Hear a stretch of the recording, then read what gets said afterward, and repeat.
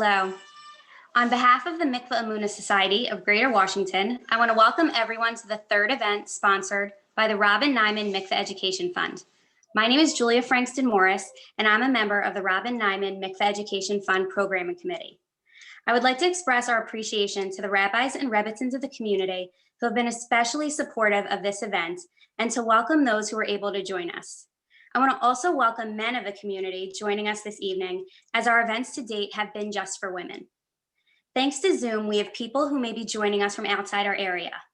One of our goals is to create achdut in our community around our mikvah. If you are in the Greater Washington area, we would love for you to identify yourself as a local by clicking on the reaction icon at the bottom of your screen and clicking on the clapping hand.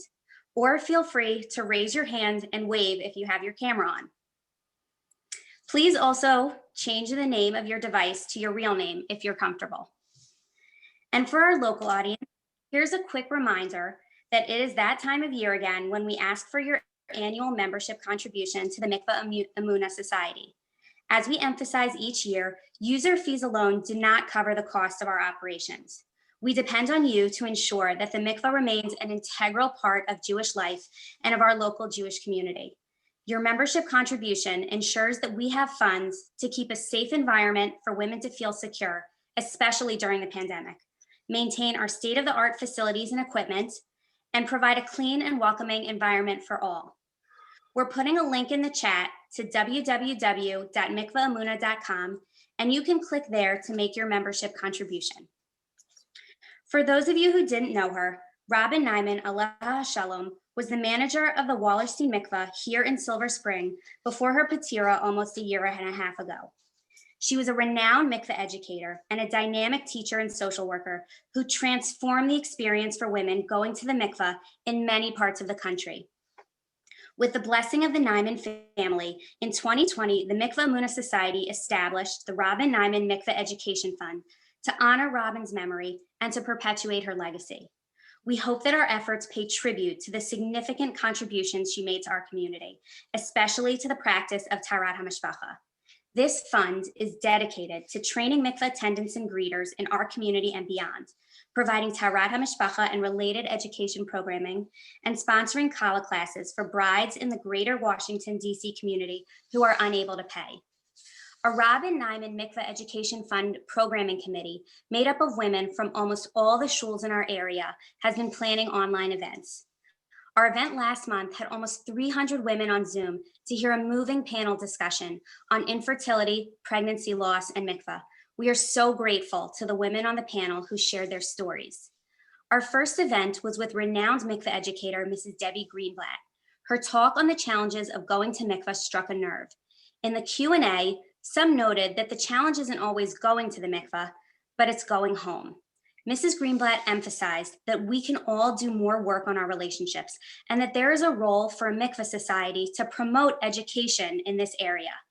We had requests from a number of you to do more on this topic, and that is what brought us to hold this event this evening.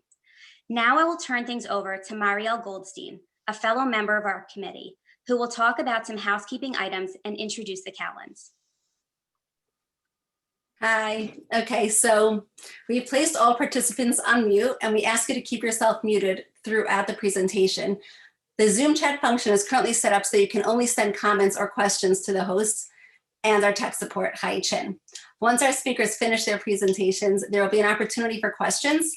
We will not identify you by name unless you ask us to.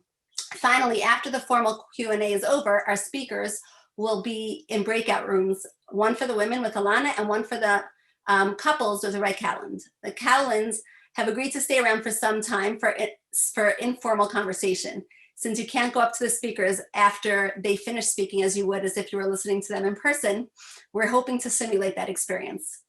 More on the technical aspects of the breakout rooms after the presentation. If you're a couple that has joined from the same device and you plan on joining the breakout rooms later, you'll need 2 separate devices at that time. And now for our program. Tonight we welcome from Yerushalayim, Israel, Rabbi J-Man Ilana Cowland. I want to thank the Cowlands for agreeing to join us in the middle of the night. The Cowlands have been running workshops and speaking about relationships and marriage among other topics, for more than 20 years. Originally from England, they led HUK until they made Aliyah approximately 15 years ago. Since then, they have been teaching and have been involved in a wide range of Jewish communal projects, providing inspiration and chizuk for many, and helping individuals and couples be their best. Married for 26 years, Rabbi Jamie and Ilana are blessed with 6 children, a son-in-law, and a granddaughter. Rabbi Jamie and Ilana, welcome to Silver Spring, Maryland. Thank you. Good evening, everyone. Just a broad hello to many of the names that we recognize from the Zoom. If I may just ask, is the chat is not open for people to ask questions on the chat? Is that correct? Right, the questions are going to go to Chai, who's identified right now as Mikvah Tech Support, waving. And then once the questions at the end, after she's gonna send me the questions and I'll present the questions to you. Okay, that's fine. And if anybody has any kind of burning questions that are coming on in the middle, if we said something that wasn't clear, or there's something that we said that was outrageous or something, so feel free to send them across to Mrs. Chin was the name. Sorry.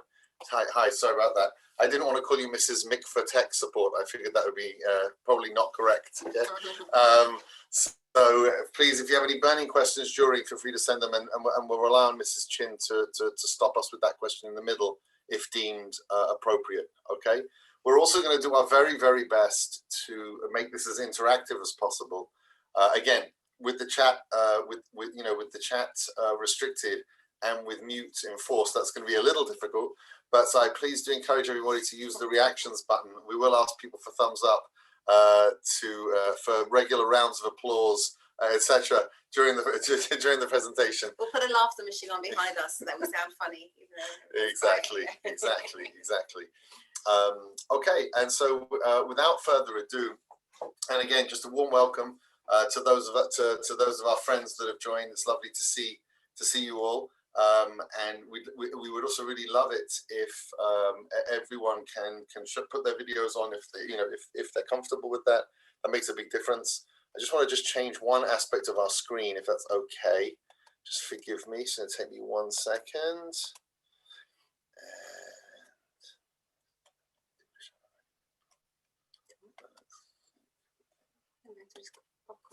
Pop across just 1 more second. Okay, that's fine.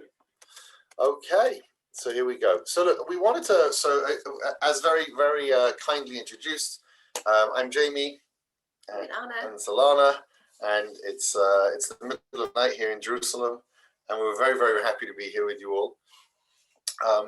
And this is an amazing initiative that you're all a part of, and we feel the need for these types of unified group, cross-communal or cross-community experiences very strongly in Israel at this time. There's never been a time that any of us can remember in the land of Israel where there's been such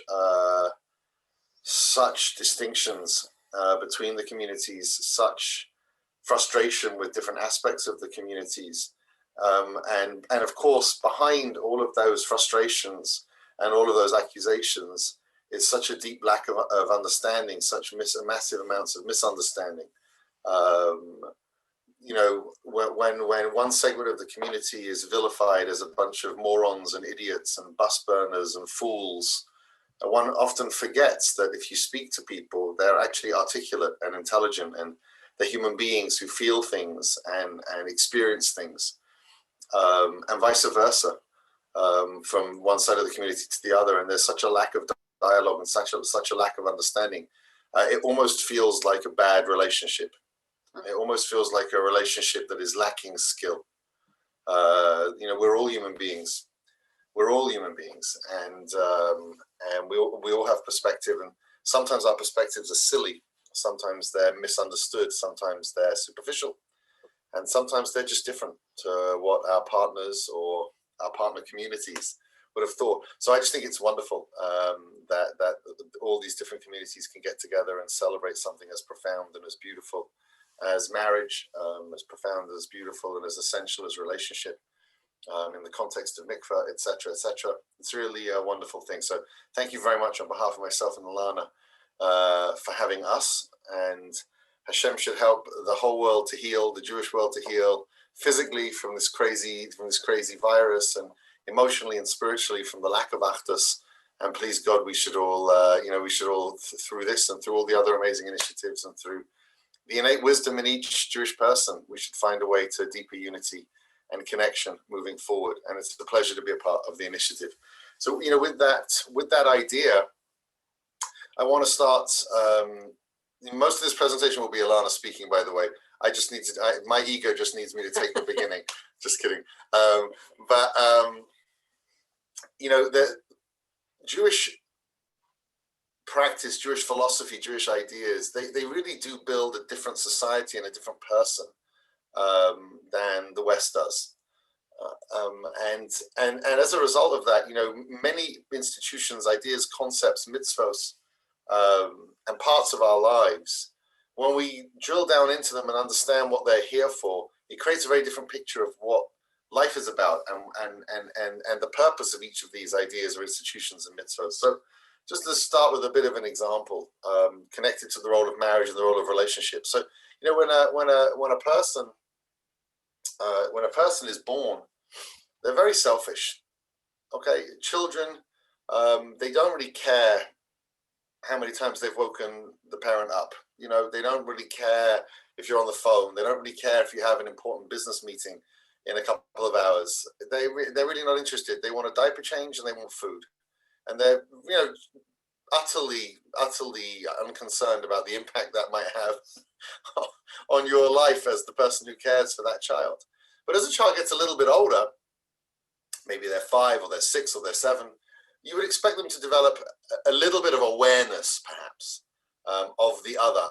That they should be able to kind of suspend or postpone their own needs for 30 seconds or for a minute, whilst the carer or the parent is dealing with something. I remember a really funny situation when our youngest child, who's 13 now, just turned bar mitzvah, when he was about 5. So Ilana was on the telephone, and the kid came over and was just like, ma, one of those situations. And so Ilana said to Yaakov, she turned to him, she goes like, Yaakov, please, I need 5 minutes. Yeah.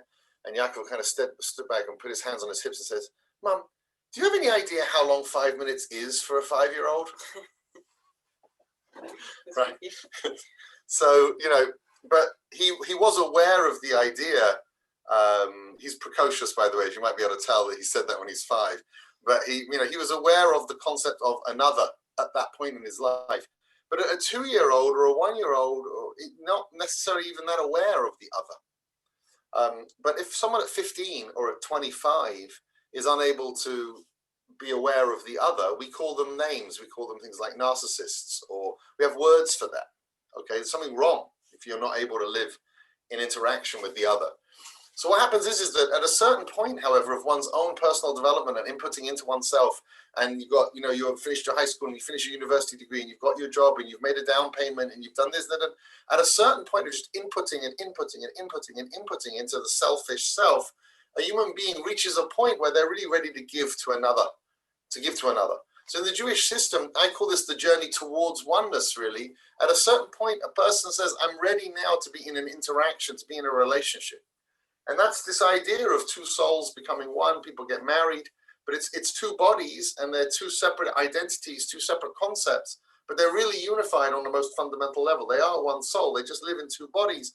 And you've got to move from a concept of me all of the time and into a concept of we. You need to think differently about, we always joke about how do you plan a vacation when one person is more of a beach bum and the other wants to go hiking. How do you create a vacation that works for both of you? Stop thinking me and start thinking we. Add a few kids to the mix. It's not an easy thing to go on vacation. I mean, everyone makes the joke, right? When they get back from vacation, that's when they need the vacation, right? Because you've got the 5-year-old that wants to play, and the 18-year-old that wants to shop, and the father that wants to do this, and the mother that wants to do this, and people are exhausted by it. But you have to, in order to be able to plan a vacation for all of these different personalities, okay, you have to think we. You have to find that middle ground that works for everybody. And this is part of the journey towards oneness, is when a person stops thinking me all of the time and starts thinking we. And when a person's figured out how to think we and how to unify within their relationship, within their family, if they're blessed to have a family, at a certain point, they're ready to give beyond that into community, into the broader community, into their nation, into the world. And in fact, I always like to say the person who thinks we for the whole world, that's what we call Mashiach. It's a person who's able to think so beyond themselves and make decisions for the whole in a way that works for everybody. And therefore, it's important to appreciate that in Jewish philosophy, marriage is a step in your growth. It's not the goal in and of itself. It's part of your development. It's part of the path that we tread on each of our journeys towards whatever level of family, society, community, nation that we reach in terms of our leadership. It's part of our development. And that means that being in a growing marriage is fundamental to the concept of marriage. Being in a growing place is fundamental to the concept of marriage. It's not just because that makes a good marriage, okay? Not just because it makes a good marriage. It makes a good marriage because it's part of reality that we need to be growing all of the time. Does this resonate with everyone? You can nod your heads. That's not been restricted on the chat. I believe head movements are allowed, yeah? So, yeah. So, okay, I hope that resonates. So that's why growth is so fundamental, because it's like breathing. It's why these things are set up. And I think in the outside world, oftentimes marriage is viewed as a goal in and of itself, which of course it is. I mean, it's a wonderful thing, an institution in and of itself. Again, of course it is, but it's not really the fundamental. It's part of the stage. It's a stage within our growth, and therefore always being growing is so fundamental. It's the journey towards oneness, the oneness of all of humanity, oneness with Hashem. It's part of our growth. And it's such a wonderful thing for the community to respond to the question of what happens after you go home from mikvah with a class on emotional relationships, because of course, you know, that's the block. When the emotions are connected, when the people feel connected, then what happens after mikvah is just a physical expression of an emotional state. So we're going to really try and focus in today. We'll get very practical very soon on the blocks to our unity. So when we say unity, we have to have an understanding of what we mean by unity. So we'll do a couple of practical examples, and then and then we'll also talk about the Torah concepts of what unity really looks like. So here's a picture. I thought I made this up, but apparently it's, the Gemara says it. So, you know, I'm in good company over here. But I want you to imagine, you know, that you walk into my kitchen and you find me with a knife and blood all over my hands. This does happen to be sometimes Erev Pesach, but like properly, seriously, you know. And you say, Ilana, what happened? And I just said, well, what happened was I was cutting the onion and the knife slipped and my right hand cut my left hand, and my right hand cut my left hand, and my left hand got so upset with the right hand that it took the knife and it started cutting, and they started to have an argument, and the left hand started accusing the right hand of always hurting it with the knife, and and then the left hand said, well, what do you mean you get to do things and I just get to hold the onion and nobody cares about me? And the right hand said, what do you mean you get to wear the ring? You know, and they're having this huge fight, and here I am, like, you know, my hands have been slashed. You know, you would call 2 medical services at that point. You would call the ambulance for the hands, and quite possibly the psychiatrist for the rest of me, right? What is completely wrong with that picture? What's wrong with the picture is, what do you mean the hands are having a conversation about, you know, how much they dislike each other? That's not how it works. Yes, there's a right hand. Yes, there's a left hand. Yes, they have different functions. Yes, they do different things. But they integrally understand that they're part of one organism, and that organism is me. The fact that they look separate has got nothing to do with their reality as an interactive set. And on the contrary, if really my right hand cut my left hand, what would happen is that my right hand would immediately drop the knife and come to the aid of the left hand, and the left hand would, without questioning it, accept the aid of the right hand. because they are unquestioningly a unit. So we have this paradigm of what it means to be a husband and a wife, very, very separate when you look at us in terms of our bodies and when we were born and what years we were born and everything about us. And at the same time, the ideal is oneness. If you look at, the way that HaKadosh Baruch Hu describes it, it's always very fascinating when a mistake is left inside a book. So here we have God, who, by the way, doesn't make mistakes, obviously, otherwise that wouldn't be our God, right? Creating humanity and, making this Ha'adam, who is this androgynous being of these two pieces, and then saying, oh no, that's not a good idea. Oh, lo tov, gosh, goodness no, that's a terrible idea. I know, I'll recreate humanity and separate the male and the female, and then, of course, the whole idea of God making a mistake is totally not in line with our philosophy. But on top of that, chooses to leave the mistake in the book. Meaning, if I were God and trying to pretend that I was perfect and I'd written the first chapter wrong, I'd probably tear it up and start it all over again. But here we have a very deliberately placed mistake written at the very beginning of, the whole Bible. And we know very well that God knew all along, because God's not in time, that there would be men and women and there would be a Moshe and a Sarah. We don't really think that God made a mistake. But God thought it necessary to talk about this Ha'adam, put it in the book, tell us what a disaster this is, and then go ahead and surgically separate the Chava from the Adam. So obviously it begs the question of why was that whole process necessary, and why do we need to know about it? And very simply, it's because our experience is that, one is Adam and one is Chava, and never the twain shall meet, even though they're supposed to meet. And God says, but you have to understand that on a spiritual reality, you started off deeply as one unit. And I know that's spiritual, and I know that's soul, and I know you don't get soul, because who gets soul? Because soul is such a weird concept anyway, but you need to know, as you are on your journey of reunifying, that this actually started very integrally as a unit, and your goal now is to work your way back in. So why does God have to separate us in order for us to reunite?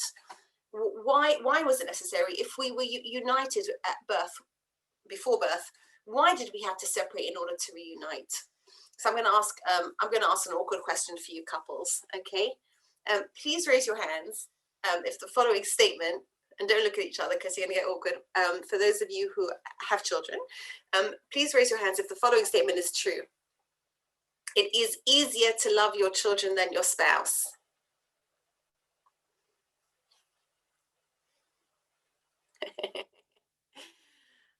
Okay, so the answer is yes. The answer is actually yes. It is easier to love your children than your spouse. Why so?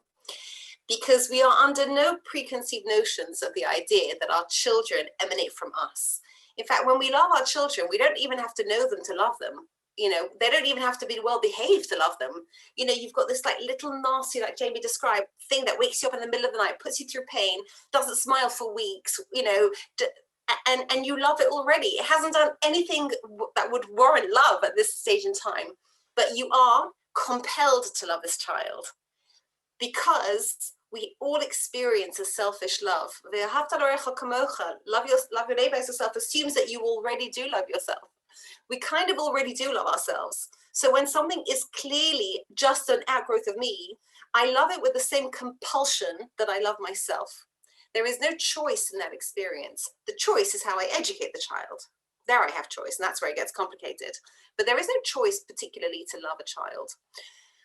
God didn't want that for our relationships. God said, hold on, your spiritual growth with your children will come from how you educate them. Love will just be a part of your natural reflexes for them. And you're going to need it, because they're going to be really unlovable sometimes at about 14, so it's a good thing, But your spouse, that has to be part of your bechira. That has to be part of your spiritual makeup. And therefore, you're going to have to experience choosing your love for each other. And that's why it's much harder, because it involves us choosing. And sometimes we're in and sometimes we're out. And, and we play this back and forth game the whole time. It doesn't mean we're not committed. It means we're experiencing the pain of free will. And it needs to be that way, because our relationships are actually spiritual with our spouses.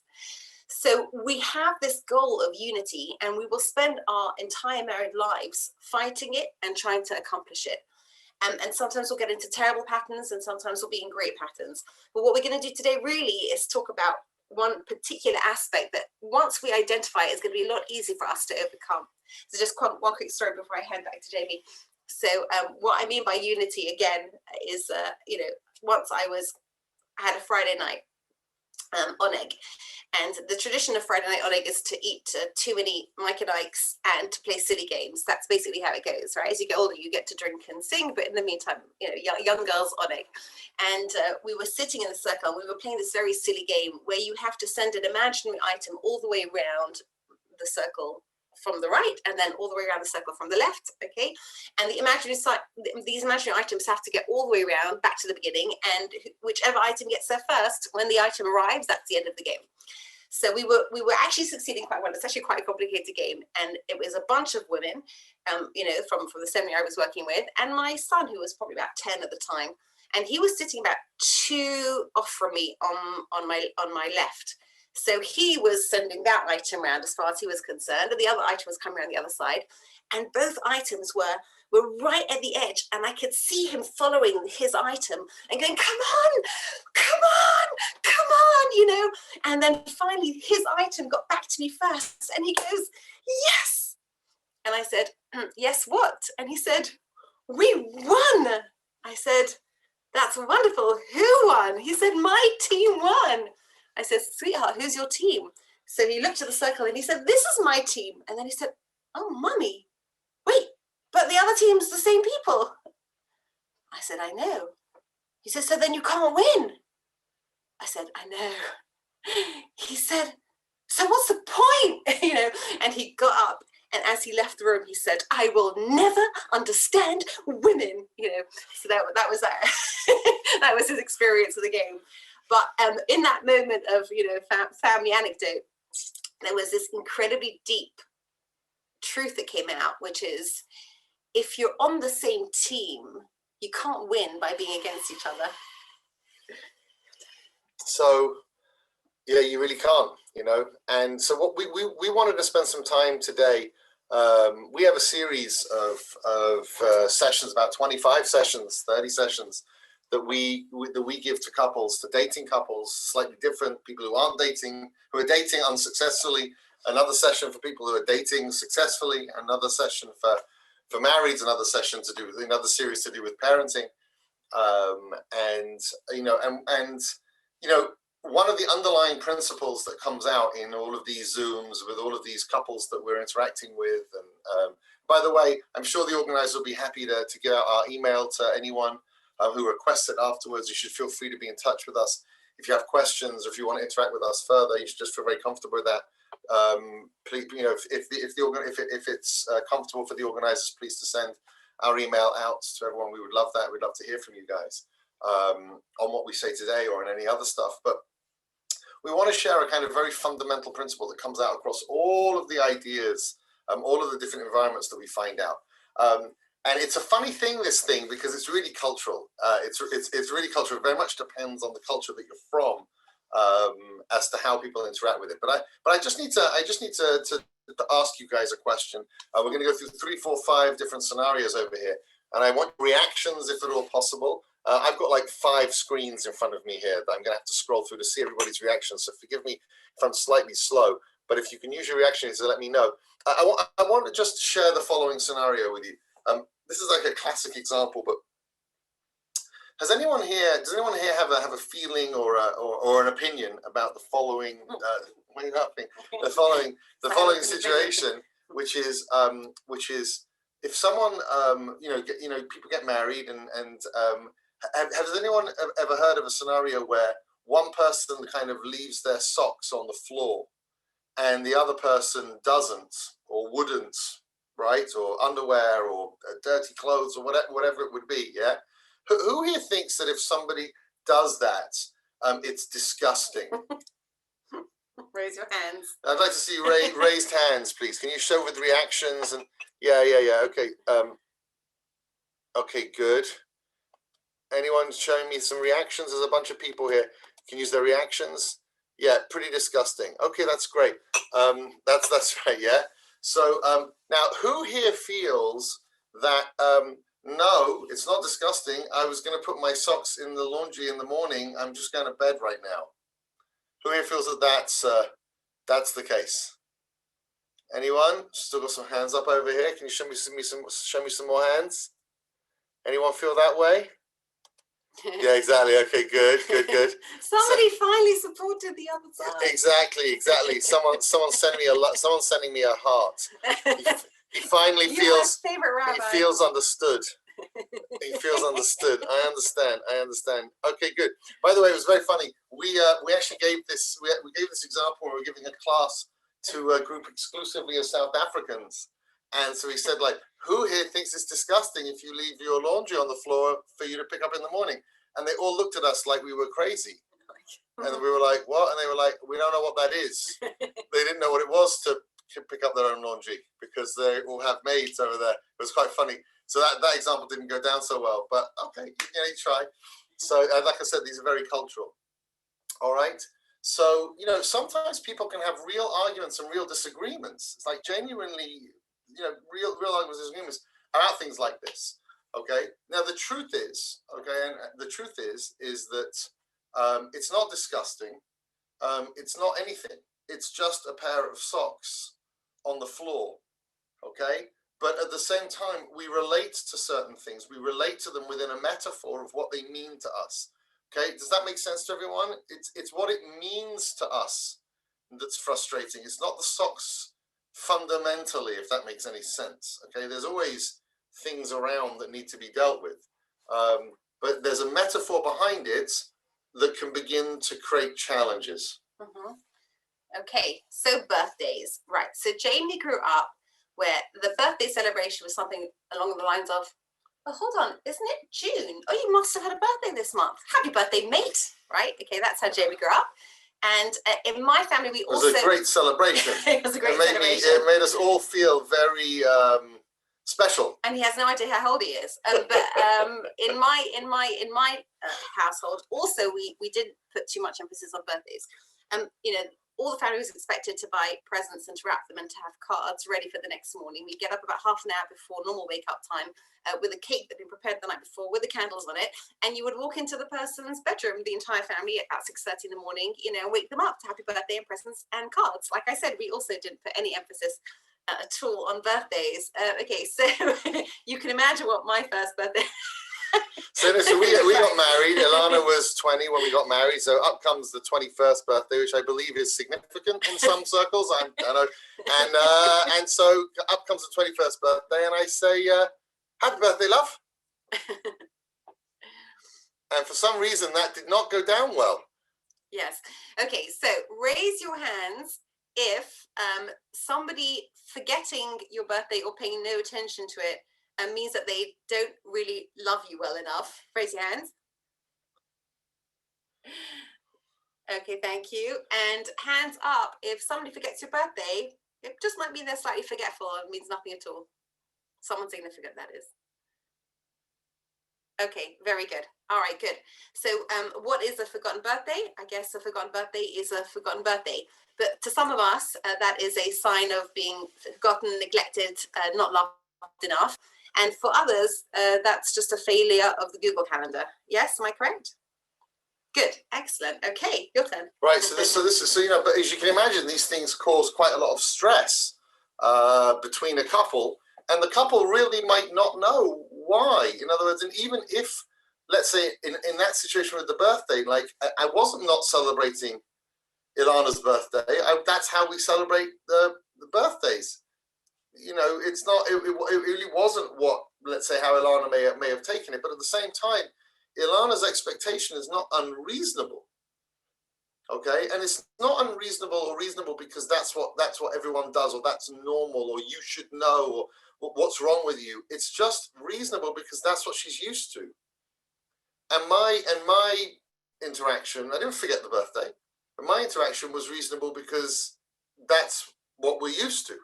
But there's a difference there. There's a distance there.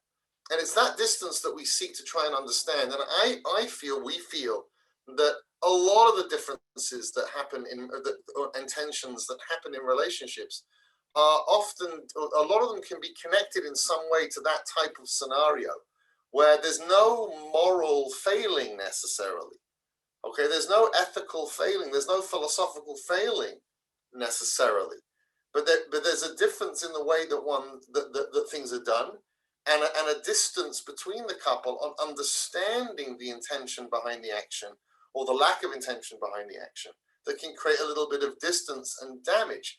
Here's another one, which I think is quite a funny one. So my family is in the car business. My father is in the car business, the second-hand cars. And I grew up. I was 17 years of age, and I drove whatever car my father brought home for me to drive. So when I was 17 years of age, I would sometimes have a car that wouldn't make it more than a few hundred yards down the road before it would need to be pushed. And literally another time, like a Porsche or a sports car or a huge BMW or an old banger. It's just like whatever car was in the driveway, that was the car that you took. And you borrowed each other's cars, and they just didn't make any difference. It was just cars. It didn't. No, I mean, of course, my dad had his car, and my mum had her car, and I had my car, or whatever. But like, if my car was blocking in my dad's car, he would just take my car. It wasn't, and then I would use his car. Like, it just didn't make. We just didn't have any real connection. I'm probably painting a picture of a really weird family at this point. in terms of, but I guess we are all weird families, aren't we? In a funny sort of way. Okay, in Ilana, Yes. cars, your car situation. Yes, So in Ilana's car situation was normal. Yeah, of course, absolutely. So I had a car. my car is my castle. It is my car. No one may touch my car. By using my car, it's as if you're asking me for my bank account password. It's just like a normal. Yeah, okay, normal, I guess, right? So we had this really funny situation once where we were at my mum's house. We were back in where I'm from, a small town on the south coast of England called Bournemouth, and there were like 3 cars in the driveway. So my mum was running out. She needed to run out. And so she ran outside, and then she saw that Ilana's car was blocking in her car. So she said, "Can I have the keys, please? So I can do my errands." Right, which is completely normal and very reasonable. Like, why does everyone have to like reverse all their cars out of the driveway to like get? See, this is always the bit with the dirty socks. There's a difference of opinion, and even with the birthdays, people are like, okay, I kind of get it. With the car, there's no one on my side. There's never anyone on my side and to me, it's like the most obvious and normal thing. Like, it's even to this day, it's like so funny. But anyway, so my mum says to Ilana, can I just have the keys? I need to pop out. And Ilana looks at me like, would she like to use my underwear also? Would she like my bank account? Like, what do you mean? She just wants to take my car? Like, that's like boundary. Like, it set off all my alarms. And then Jamie didn't know what I was talking about. So then I'm like, oh no. I'll just move my car. Yeah. I was like, no, don't move your car. Just give her the keys. You don't have to move the car. You're comfortable where you are, darling. Just stay where, So let's ask the audience. So for how many people is it expected that people don't just borrow your car? Okay, and for how many people would be completely perfectly fine for anybody to just, I mean, it was my mother-in-law, but, for people to just use your car? Oh, there you go. Okay, some people are sane. That's great. That's wonderful. It's wonderful news, right? Mm-hmm. So again, I hope you guys are beginning to see a pattern over here, and we're choosing some funny ones or some humorous ones or some, but the truth is, as I said, this is just a way for us to look at a lot of the differences that exist between couples. Can be broken down in terms of this. And sometimes it gets a little bit more serious, a little bit more sensitive. I grew up in a family, and I knew in my head that this was particular to my family, but I didn't know that the feelings that went with this were particular to my family. I grew up in a family where there had been in the family history a sort of sudden tragedy. So how that translated into my everyday life, many ways, but one of the ways that it translated was that if people were late, okay, that either meant they were stuck in traffic or, God forbid, something terrible had happened. I mean, we were the type of family that had often called, all the hospitals when somebody was late, because that was a reality. That wasn't an imagined fear. That wasn't just a neurosis. That was a trauma. Let's call that a trauma. So I thought that lateness was a very terrible thing. I don't mean just rude or disrespectful, but to me, when somebody comes in, it's unexplained why they're late. The minutes before they are coming in, part of me is preparing myself for terrible, terrible news, and the rest of me is sort of hoping that they'll walk in. Which was great fun getting used to in the beginning, as you can imagine. Right. So the first time that, my poor young husband, who's very gregarious and who doesn't have a cell phone because we got married much before that, and who happens to meet people that he knows because he's been living in Jerusalem for a long time. But, by the time he walked in, it's late, I was practically writing a hesed. In my head, it was like I was at a point of total, trauma, total fear, total, how am I gonna, live without him, and how am I gonna tell his mother, and just like I'd really gone there, and I'd gone there like quite naturally, assuming that was kind of normal because he was all of 45 minutes late. Because in Ilana's family, remember this is before cell phones. It wasn't as easy as it is now. But in Ilana's family, it's like if you were late, you called. Yes. Like you called because there was an understanding that like being late was the first step in like not coming home at all. Right. And there was real pain around that. I mean, that's very extreme and very kind of maybe kind of somewhat unusual. But it was my normal. It was my normal. And it didn't need to be communicated to outsiders any more than our car philosophy needed to be communicated to outsiders. It just wasn't something that anyone understood was different anywhere else. It was just part of the way that they did business. So like I came home late a couple of times, and it was like I didn't know what had hit me. Yeah, right. And I was a complete wreck. Because I was living in fear and trauma, without even knowing how to label it. It was just, my reality. So for Jamie, late means I got caught up. Normal, reasonable. And your overreaction to my lateness is you being controlling, and weird. For me, again, lateness was the opening to the end of all the things. And therefore I had no gauge as to how to be reasonable about that. It just didn't exist. So what we're describing to you is something that we like to term as a TMT. Okay, TMT. We can't even ask them to guess it. TMT is a very short turn of phrase that we use all the time in our marriage. It's called nothing complicated. This means that. Okay, a concept called this means that. My socks on the floor means you don't respect me. A forgotten birthday means you don't love me. Okay. Use of my car means that you don't respect my property, or you're just unboundaried and weird. Or use of my car means nothing at all because cars are just a commodity. Right. And lateness means certain death. Or maybe it means like someone asked me a question on the way home from shul. Okay, but what it really means is you don't care. You're not living in my emotional reality. And if you cared, you'd either be home on time or you would do whatever it takes to communicate that you're safe. Now, the problem with understanding TMTs govern our relationships. Well, I mean, why do you have the homes that you have? Why do you have the cars that you have, the clothes that you wear? Again, I don't mean that it's not critical. We live in a world of TMTs. We live in a world of metaphors. We live in a world of metaphors. But the assumption that another human being shares your metaphors without communication is a surefire recipe for disaster. But hang on, I hear you all say, well, I don't hear you all say, but I know that you would all say, I don't have any TMTs. The things that I'm serious about are absolute realities that are not subject to any type of conversation or discussion. They are truths. Like socks on the floor. Socks on the floor are disgusting. That's what it means. Okay, it's what it is. It's correct. My paradigm is not personal. It's not subjective. It's not something that I could compromise on. This is reality, and I'll explain to you why. Because if we do this, then this will happen, and then this will happen, and then that will happen, and then this will happen, and then the whole world will collapse around our very ears. Right. So the starting point for understanding TMTs is a very simple concept, and that is that there are other ways to do things, and nobody dies.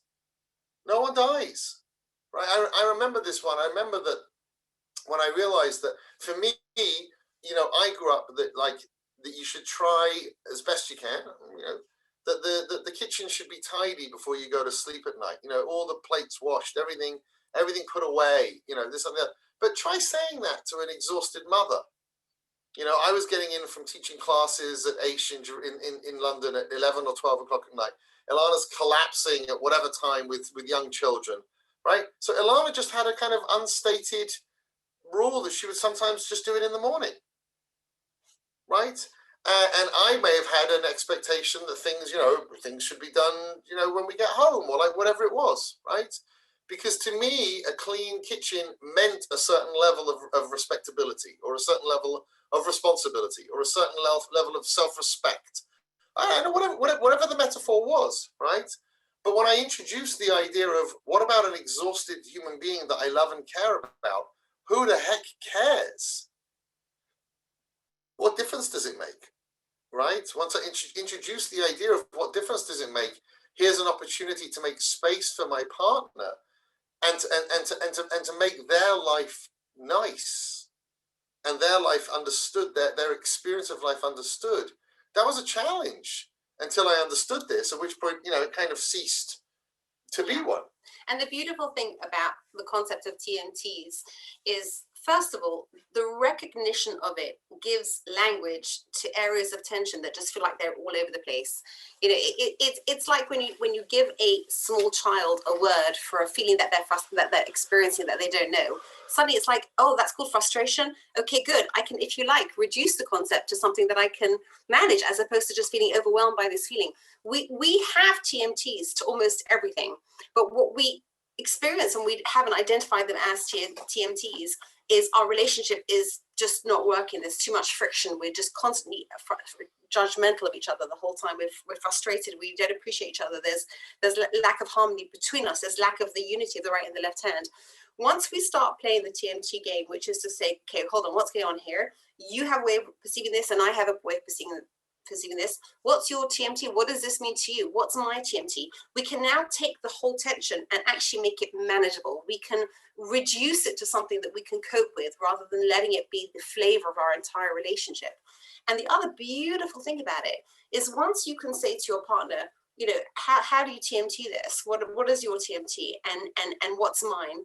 And you can think about it, and you can articulate it.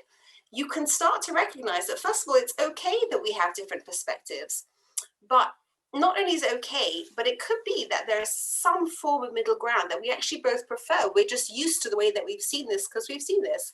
You know, it's a good question to say, you know, maybe I should be more careful with birthdays, or maybe I should be a little bit less worried that the person who I know loves me doesn't love me just because they're not forgetful. You know, maybe there's some space in between that we can agree on that is actually the creation of our joint TMT to us, our deliberate chosen TMT, rather than the ones that we happen to be you know, burdened with, because that's just where we come from. You know, when we first got married, my family had a way of doing Seder night. Okay, but I grew up in a traditional home, not in a religious home. I mean, it was in England. There's no conservative movement, so we all belong to Orthodox synagogues, even though we weren't necessarily 100% Shomer Shabbat. Of course, kosher and this, that, and the other. So we had Seder night, but we weren't yeshiva trained or Jewish high school. You know, so Hebrew reading was, no one knew how to translate any of the. We had a way of singing the songs from the Seder night. We had a way. You know, I come into Ilana's family, and Ilana's family is an Ashkenazi Sephardi mix, and her mother is from Tunisia originally, and it's rich with the most unbelievable customs. I mean, during the year in general, the most unbelievable foods, and it's just such a three-dimensional Judaism that the North African Sephardic communities practice. So really amazing and wonderful.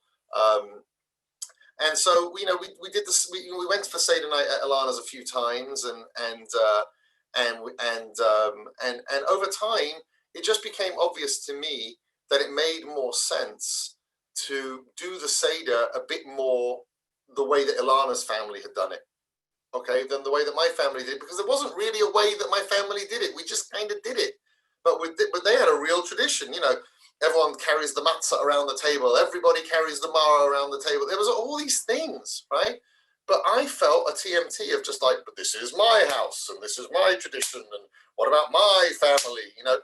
But when I thought kind of rationally and reasonably about it, you know, I thought, look, it's not an assault on my fatherhood or on my role within the marriage. It's a conscious decision to do something that's better for the family, that they would grow up with a sense of these traditions than without one. Does this resonate? But because I had the vocabulary of TMT, I understood that what was bothering me, I understood that what was concerning me, and I was able to kind of make a decision that was that kind of what I think works really well for our family. It might be, I think it's pretty rational and reasonable if there's 3 cars in the driveway and everyone's a decent driver, that you don't have to have like 5 people get up from their meals and start moving their cars all over around the place so that someone can go out and do an errand. Just take the car that's easiest to get out. Like, I think it's reasonable and rational. It's not, but a person's got to drop their TMTs about what car ownership means, what respect means, what property is. There's all these kind of things that are going on around it. But if you actually look at the situation in a snapshot, it's like, well, obviously the car that's easiest to get out is the car that people should take. It makes so much sense to do that. Because many of our TMTs are very easily resolvable issues that take us back to places of deep hurt, deep memory, deep judgment, and we find ourselves living in that place, you know, really in a way that's kind of unfounded and unfair to our partners. And often they don't really know what's going on. And again, we live in the unspoken word often. So we have a situation where the tensions and the judgments and the feeling of not being good enough or having failed the other person becomes the atmosphere, and that paints the atmosphere all over the place, without us being able to say, hold on, I have gone to a place in my own reality. I've taken a word and applied a different definition to it than you have, and as a result, we're living with much more lack of harmony than we should be, you know, and then we experience just a sense of, again, failure, judgment, distance, and we don't even know why. And it's very torturous. It's very torturous for couples to feel the lack of harmony without knowing why, without having any inroads to be able to say, hold on, tension. Let's put some words on this. Let's just put some words on this. Why is it you got insulted with what just happened? You know, I got insulted the other day. How people vulnerable. I got insulted the other day, you know, and I got insulted. I didn't question why I got insulted, but I took how insulted I got very, very seriously. And I was in that place, and it wasn't a pleasant place, and it wasn't a pleasant place to me because it didn't feel nice because I was insulted, and it wasn't a pleasant place for Jamie because, you know, obviously what it means is like you mishandled me, you did something wrong. And, you know, and what we succeeded in doing was we succeeded in taking this back to a place of, wait, what was the scenario? How did you interpret that? You know, is it possible for us to interpret this differently so that we don't feel the pain of the distinction? And when we don't do that work, we just live in the places that we go to in our own hearts that are very, very distant from each other for no necessary reason. And it goes one step deeper as well, because to the extent that people don't have skills in the TMT world, you retreat further back into your understanding of reality and you build walls that are deeper. In other words, an unexplained violation by your partner of a TMT. Like, for example, let's say that Ilana and I never had that conversation about birthdays. So how's Ilana feeling a month before her 22nd birthday? Is he going to do it again? Right? He's going to make nothing of it again. Yeah. Now let's say, by the way, that I figured something out and I made a bit more of a fuss for her 22nd birthday. Ilana now feels, you see, he's coming round to the truth. Comes the 23rd birthday, man, I just go back to the norm for me, because like sometimes we bought presents and sometimes we didn't. Now it's 3 years of pain, 3 years of frustration, 3 years of her making a big deal out of everybody else's birthday, you know, and maybe not making a big deal out of mine as a punishment, or making a big deal out of mine because that way maybe I'll learn, but none of it's spoken. And I'm just sailing through life, just causing pain, left, right, and center, with zero intention, like zero, just innocent intention. Or sometimes you can have a TMT where it's not zero intention, where it would be easier for the partner to understand, and I'm becoming selfish because there's not a conversation about it. Does this resonate, guys? Can we just see like some nodding heads? Does this make sense to everybody? Okay, now it's a difficult thing to have conversations about, especially it's going to go a little longer. It's a difficult thing to have conversations about because there can be so much baggage about this stuff, and therefore it's very important to appreciate if you're going to have a conversation about TMTs, you cannot be in a situation where you're going to make fun of the other person's TMTs or try and illustrate to the other person why their TMTs are silly. By definition, TMTs are silly. By definition, most of the time they're silly, or at least they're just interpretive. They just are. They just are. And we've got to learn to dial back the frustrations and the difficulties. You know, we've all seen, there's so many movies and so many stories where a relationship is about to heal. But it doesn't heal because the person gets stuck back gets stuck in a TMT. You know, what will the neighbors think? You know, I've been into houses many times in my life, and again, please don't get me wrong. If this is you, it's just a TMT. Yeah, I know many times where you walk into a house, the house is completely perfect, but all that the people can do for the first 5 minutes is just apologize about how messy it is. I'm so sorry. I didn't know you were coming. I didn't hear it. And I'm thinking to myself, I just love you, man. Like, I'm just happy to see you. Like, I don't understand. Like, what? You don't need to do 3 days of Pesach cleaning before somebody comes over to borrow a cup of sugar. Like, I don't get it. Yeah. But a person's got a TMT, and maybe that TMT, I'm making this up because I don't get it, you know. But the TMT might. I mean, I get the idea of you not wanting people to walk into a total mess, you know, it's embarrassing and this, that, and the other, but I'm talking about on an extreme level.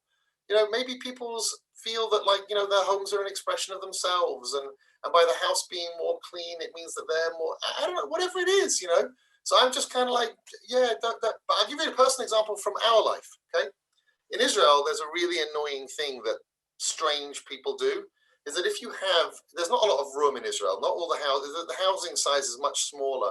And so when we bought our home in Ramot, we live in a beautiful area of Jerusalem called Ramot Bet, which is a gorgeous mixed neighborhood. There's Haredim, there's modern Orthodox, there's Dati Lumi, there's secular. We have a war hero on our street, secular family. He had one of his arms and one of his legs blown off in the Yom Kippur War, and he married the sister of his nurse, who helped him recover. And they got a lovely family on our street. We have Russian Olim. We have us. We have, you know, there's all kinds of people in this neighborhood. But we bought the house. It had an illegal extension built on the balcony, on one of the balconies, with 2 bedrooms in it, and we used those bedrooms. And then one lovely neighbor about 3 years ago decided to go to the local council and report a whole bunch of houses in the neighborhood that have illegal extensions. And again, this extension, we bought the house. It's been up for 20 years. It's ridiculous. Anyway, along comes the city council, and we had to take down these 2 bedrooms, which means 2 of our children lost their rooms. You know, so I had an office downstairs, which is a big part of why we moved, or a big part of why we bought this house. And I had to give up my office to one of the children as a bedroom, which I did gladly. But by the way, where we're sitting right now, does it seem reasonable to you guys? Is it clean and nice and everything's fine? Okay, we're in our bedroom, okay, and the beds are pushed up against the wall. Right, and this is where I work now. This is my new office. I don't have any of my books. Everything's downstairs. I have to run this, that, and the other. So when I sit down to give this there's 120 people in this amazing evening, right? But when I walked in here, I said to Ilana, I'm so frustrated that we have to do this in here. Because to me, being in this small space, for me, represents like a metaphor of like bureaucracy in Israel, and you know, so you guys are coming for a nice class, and for me, I'm just feeling like squished and like persecuted, right? There's nothing to do with reality, right? I've got a lovely little office in my bedroom. It's really nice. I have a chavruta in the morning, quite early. Just as Ilana's waking up, sometimes she's got Torah being learned. It's lovely. It's really nice. But I have a metaphor connected to the fact that I'm squished into my room over here. And you can have a different metaphor, which is, look at us, we get to live in Jerusalem. We still have room for all of our kids. you know, you can choose to interact with ideas differently. Does this resonate? You guys understand what I'm saying? But I feel it every time I walk into my room and I trip over a wire and I'm worried that a coffee is going to go spilling on this tiny little desk that we got. Here are the coffees. No, nothing spilled, which is great, right?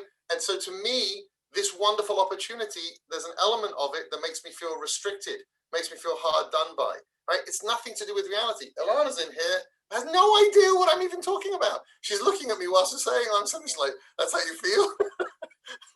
right? But that's the truth.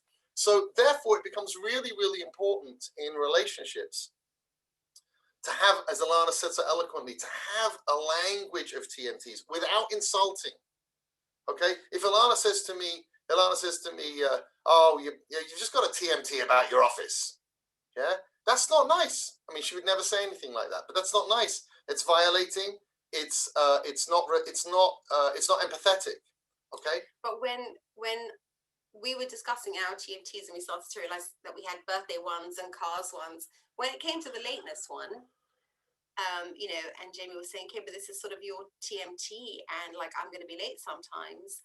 I said, I know, and what I'm demanding is completely unreasonable, but I'm not able to demand any less right now. And I'm not proud of that. I'm not saying I'm right. I'm just saying this, I can't just suddenly be chilled about this. I'm not chilled about this. You know, I worry that something terrible has happened to you every time you're 20 minutes late. I can't just make that go away. And your position is much more reasonable than mine is, by the way. I recognize your position as being reasonable, but I would love to meet you halfway, but I can't. So I just said, well, then do me a favor, don't panic for like 10 to 15 minutes, and I'll do the very best I can to never be late, or to call you if I'm going to be late. And as I came over to her side, because this is the second stage in TMTs, a person needs to understand that some people have what's called red lines, okay? And you're allowed them. Everyone has them, really, okay? The trick is to not make yours too unreasonable, or to have a list of 1,000 of them that your partner just has to understand you can't change. They just have to understand I can't change. You just have to understand I can't change. You just have to, that's not reasonable, okay? But a person does have red lines. Now, if those red lines are, the house has to be perfect at all times and everyone has to be perfect, okay, that's not a red line. That's control or too much. That's anxiety, it's too much, yeah? That's too much. But at the same time, it's the opposite partner's job to help sense the red lines that the other human being needs to function. And remember the journey towards oneness. This is called giving. It's not all about correcting your partner's TMTs so that you can have an easier life. You've got to sense the red lines that your partner needs in order to be functional, in order to be happy, in order to be in order to be normal. If that's going to take hours of your day to support, that's not something that you can necessarily do. But I can call Ilana if I'm going to be more than 10 minutes late. Right? I can call Ilana. Doesn't take hours of my day. I may not be able to clean the entire house and do all the laundry before I go to sleep every single night. So that's too much. It's hours of my time. But so therefore, it's the first stage is to become aware of the TMTs. The second is to recognize that you can't work on every single one of them. There are certain TMTs that just become the nature of your home. They just become the nature of your home, right? And that's okay. And that's okay.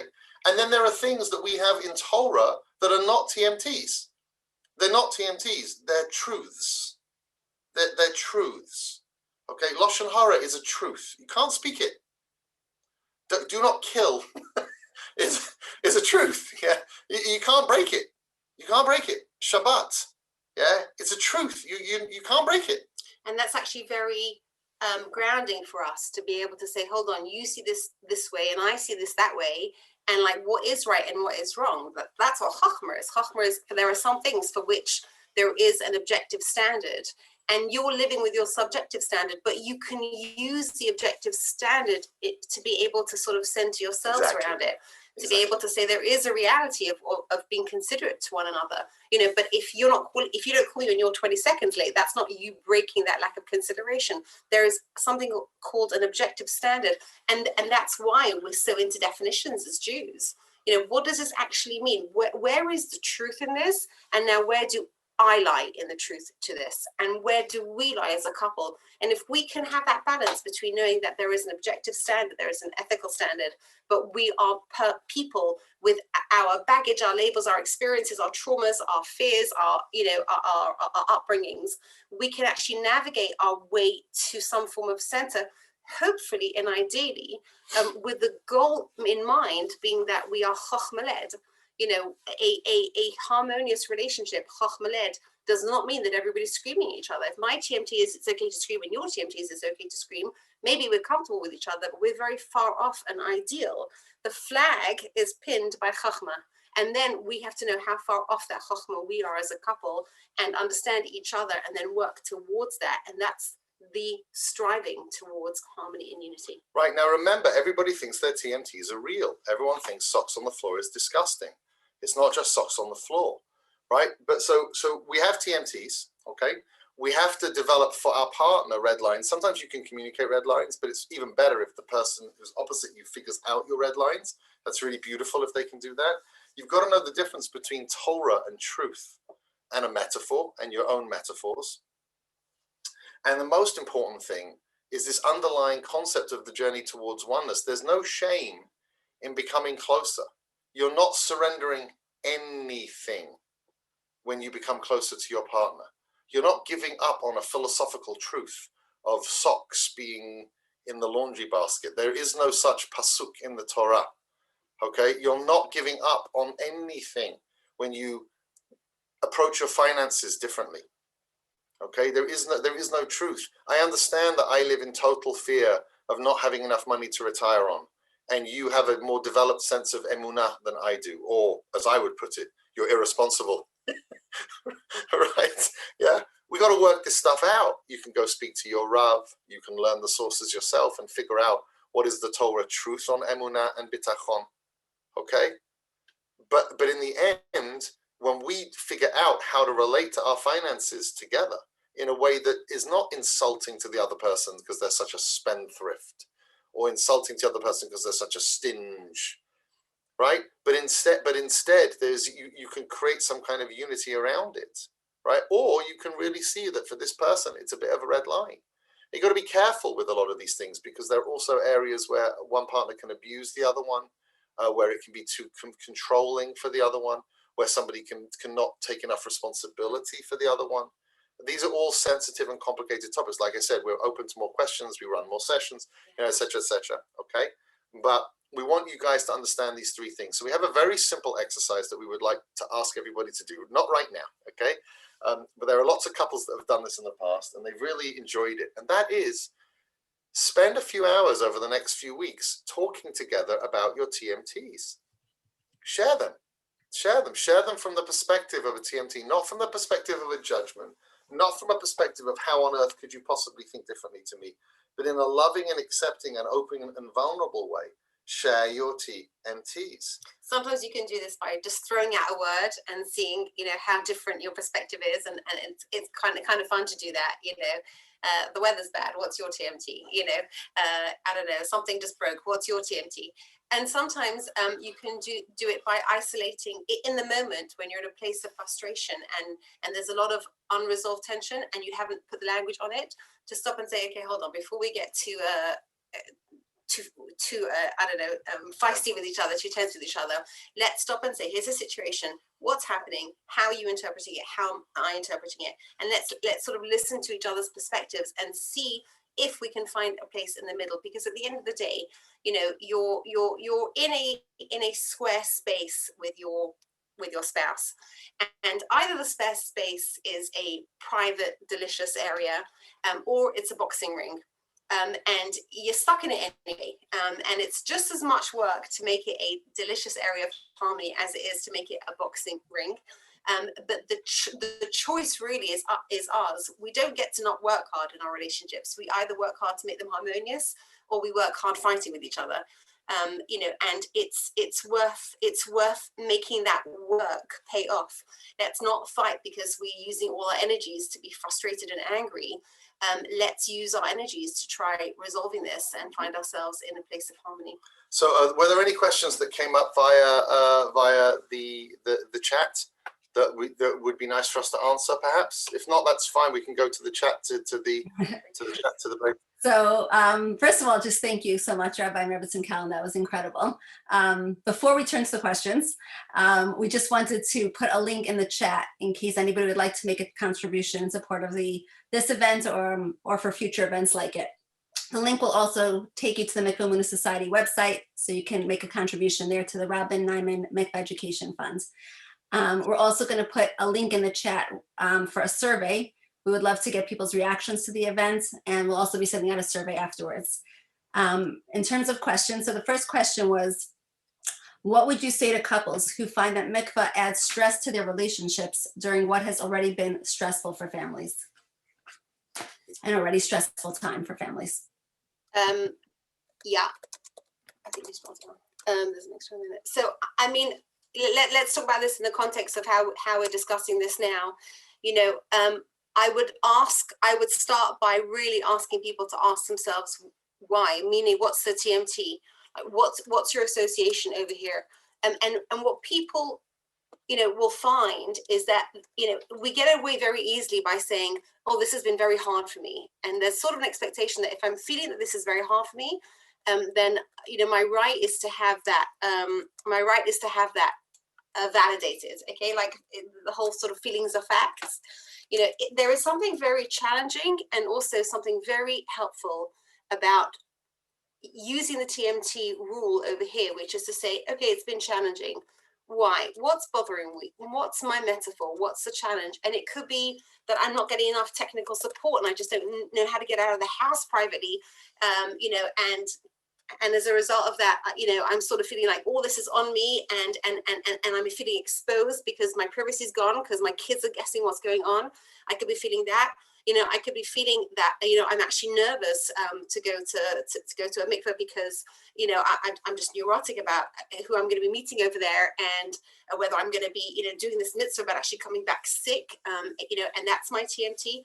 I think as we always say, when there's a real area of tension, as much as those emotions to some degree deserve validation, to some degree, it's also very helpful for the person struggling with the emotions to actually understand why they're feeling what they're feeling and to be able to put language on it. And to be able to say, I have fear, I'm feeling, you know, exposed, I'm feeling pressured, I'm so exhausted by being in the house all day long that my house doesn't feel like a haven, you know, it feels like you know, I feel like a slave to it.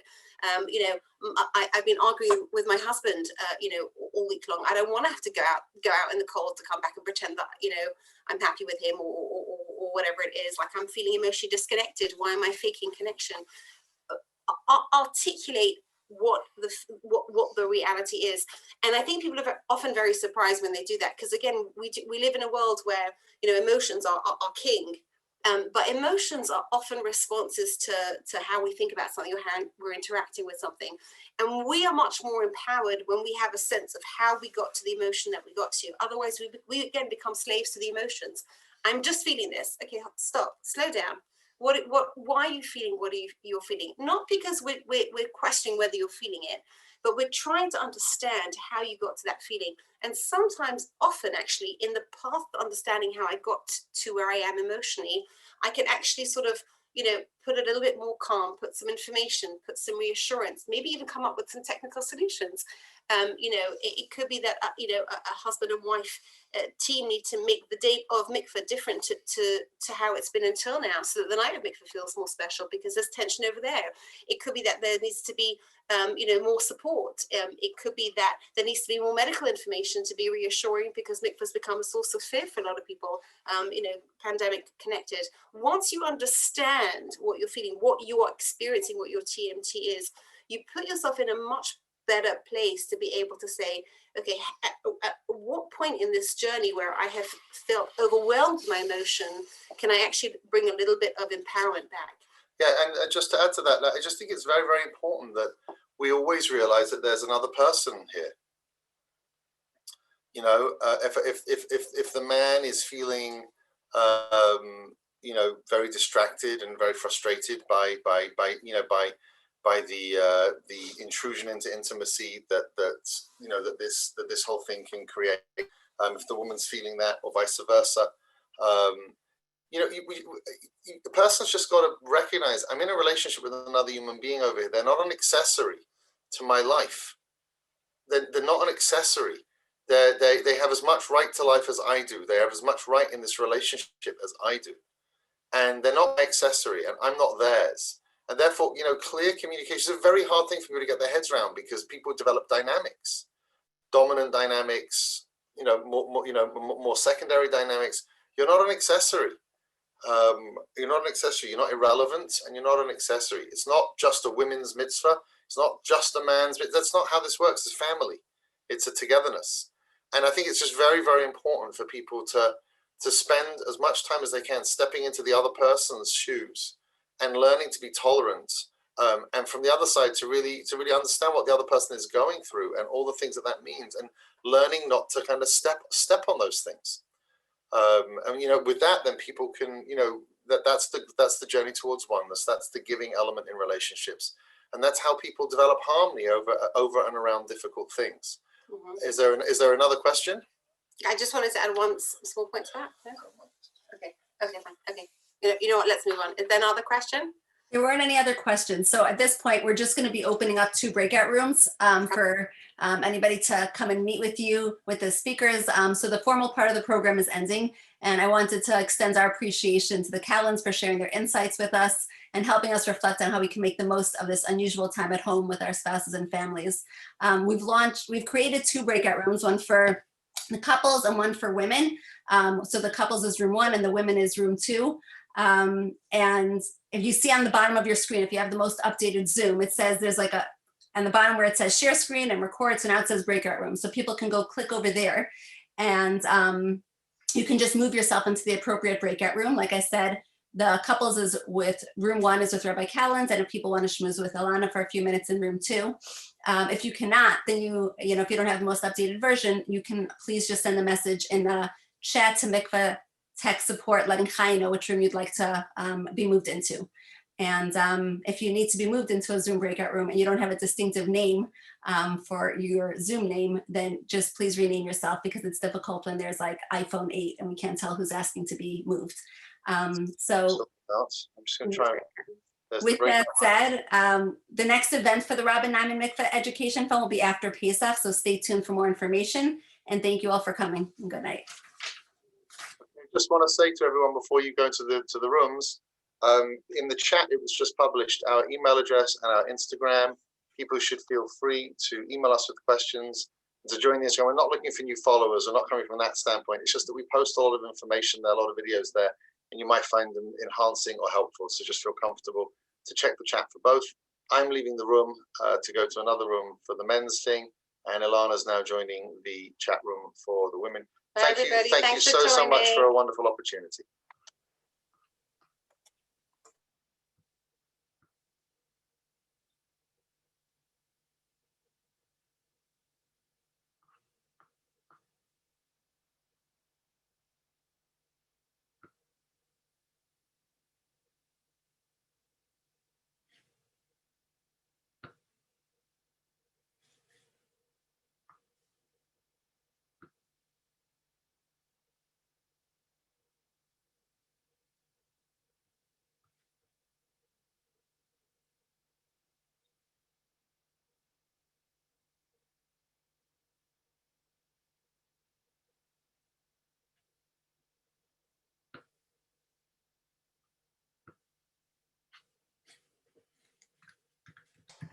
Chai, do you have a recording?